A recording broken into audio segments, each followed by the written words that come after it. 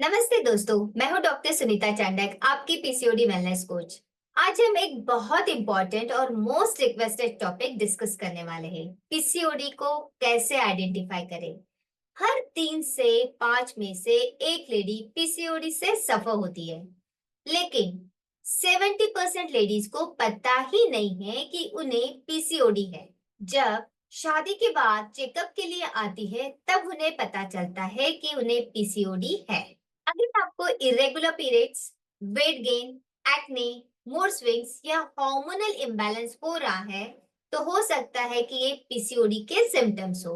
लेकिन कैसे कंफर्म करें? कौन से टेस्ट जरूरी होते हैं? किस एज में स्टार्ट हो सकता है? और पीसीओडी में हार्मोन्स का क्या रोल होता है? इस वीडियो को एंड तक जरूर देखिए, क्योंकि आज हम पीसीओडी के हर छोटी बड़ी साइन, ब्लड टेस्ट, अल्ट्रासाउंड के इम्पोर्टेंस और हार्मोनल चेंजेस के बारे में बात करेंगे। और अगर आपको पर्सनलाइज गाइडेंस चाहिए, तो आप वन ऑन वन कंसल्टेशन के लिए मुझे कांटेक्ट कर सकते हैं, लिंक डिस्क्रिप्शन में है। अगर आप पीसीओडी और हार्मोनल हेल्थ के बारे में और वीडियोस देखना चाहते हैं, तो लाइक, शेयर और सब्सक्राइब जरूर करें। आपके एक लाइक से किसी और की लाइफ चेंज हो सकती है। सबसे पहले बात करते हैं पीसीओडी होने के एज के बारे में। ये प्रॉब्लम ज्यादातर कब स्टार्ट होती है और हर उम्र में पीसीओडी या पीसीओएस कब और कैसे असर डालता है।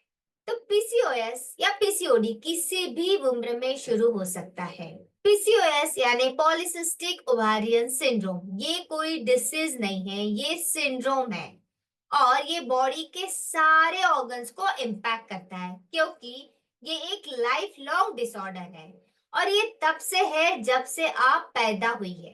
बट सिम्टम्स स्टार्ट होते हैं अराउंड प्यूबर्टी।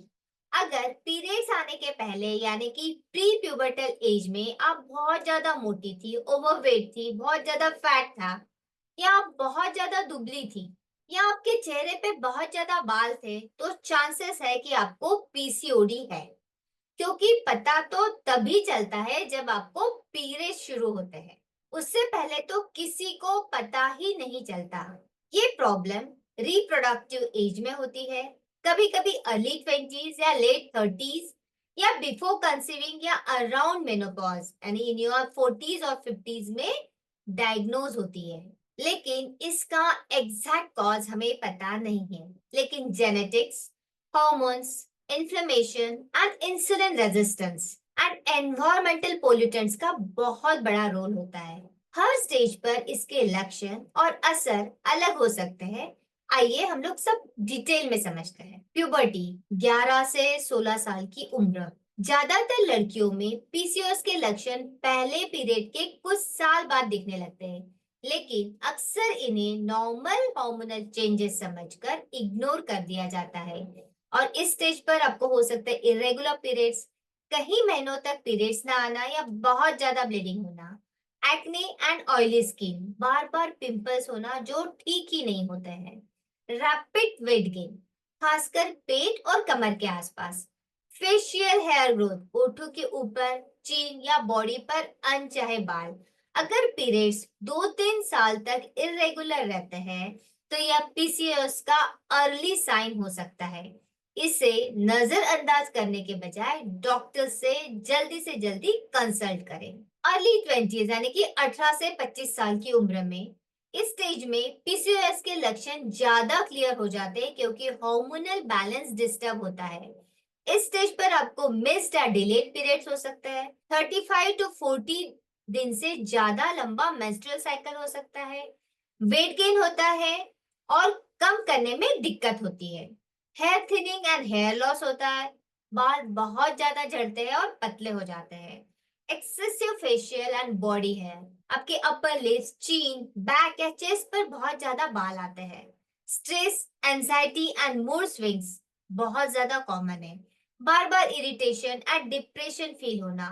बहुत सी लड़कियां वेट इश्यूज, एक्ने या हेयर फॉल के लिए डॉक्टर के पास जाती है, लेकिन उन्हें नहीं पता कि ये सब पीसीओएस से जुड़े लक्षण हो सकते हैं। बिफोर कंसीविंग, जैसे कि लेट 20s या अर्ली 30s में पीसीओएस वाली कई महिलाओं को शादी के बाद कंसीव करने में दिक्कत होती है क्योंकि पीसीओएस में ओव्यूलेशन इरेगुलर या अब्सेंट हो सकता है। इस स्टेज पर आपको इनफर्टिलिटी इश्यूज या लंबे समय तक प्रेगनेंसी न होना, हार्मोनल इम्बैलेंस, वजन बढ़ना, पीरियड्स का मिस होना, इंसुलिन रेजिस्टेंस होता है, मतलब कि आपके अंदर इंसुलिन का मेटाबॉलिज्म प्रॉपर नहीं है।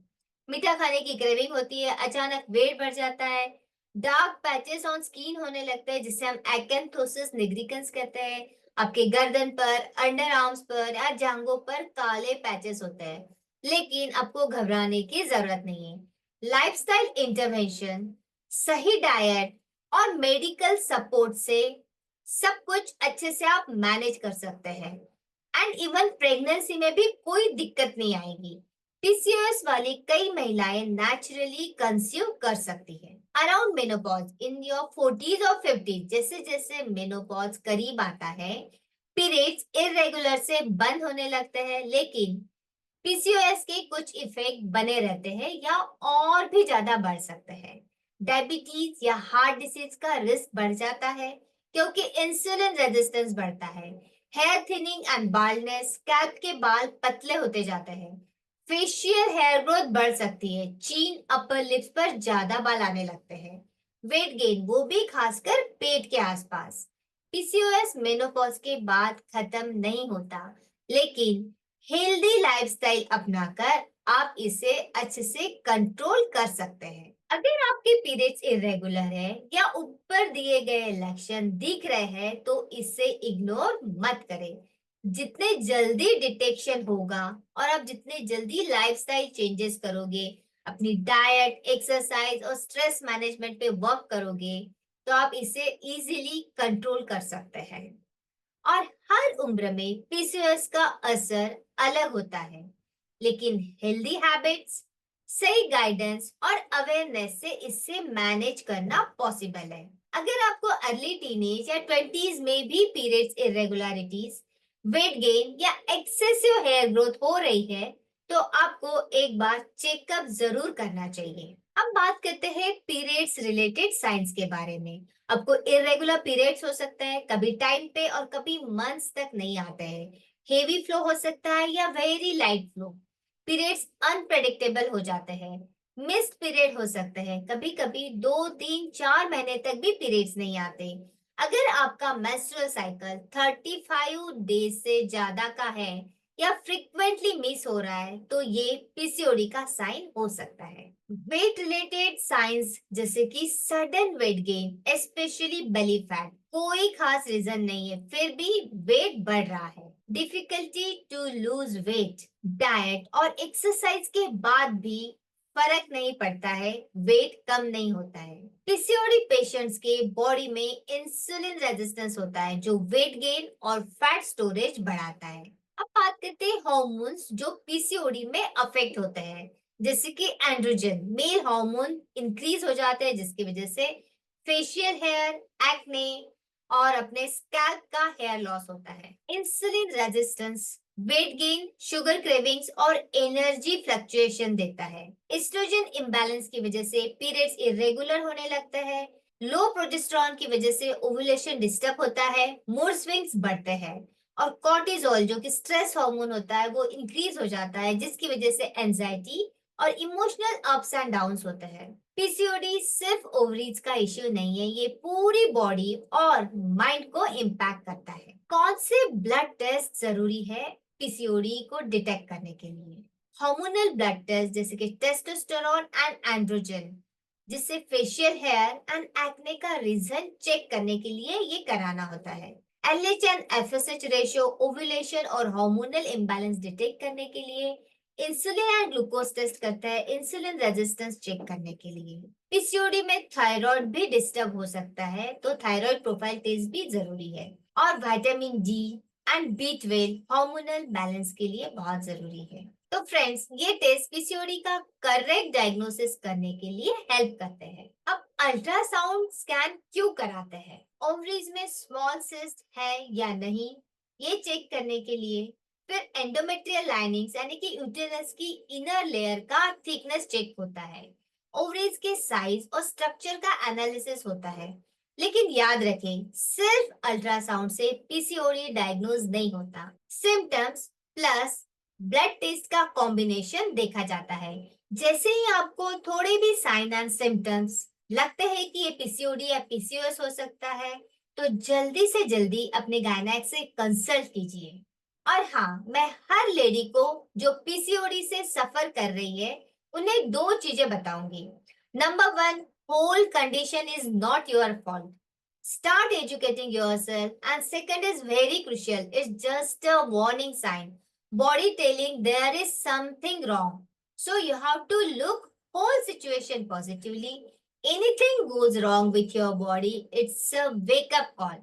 Educate yourself correctly in terms of fitness and diet. Lifestyle intervention. और अगर आप अपना 5 से 10% भी वजन कम कर लेते हैं, वेट कम कर लेते हैं, तो आपके पीरियड्स रेगुलर हो सकते हैं और सारी चीजें आप अच्छे से मैनेज कर सकते हैं। तो फ्रेंड्स, आज हमने सीखा पीसीओडी किस एज में स्टार्ट होता है, उसके क्या-क्या कॉमन सिम्टम्स होते हैं, इरेगुलर पीरियड्स होता है, वेट गेन होता है, acne, hair fall, dark patches, mood swings, PCOD में हार्मोन्स का क्या रोल होता है, कौन से ब्लड टेस्ट जरूरी है, अल्ट्रासाउंड पीसीओडी के डायग्नोसिस में कैसे हेल्प करता है।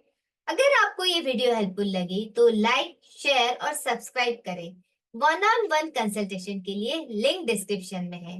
मैं मिलती हूँ आपसे नेक्स्ट वीडियो में। तब तक अपना ख्याल रखिए और हेल्दी रहिए। Bye everyone.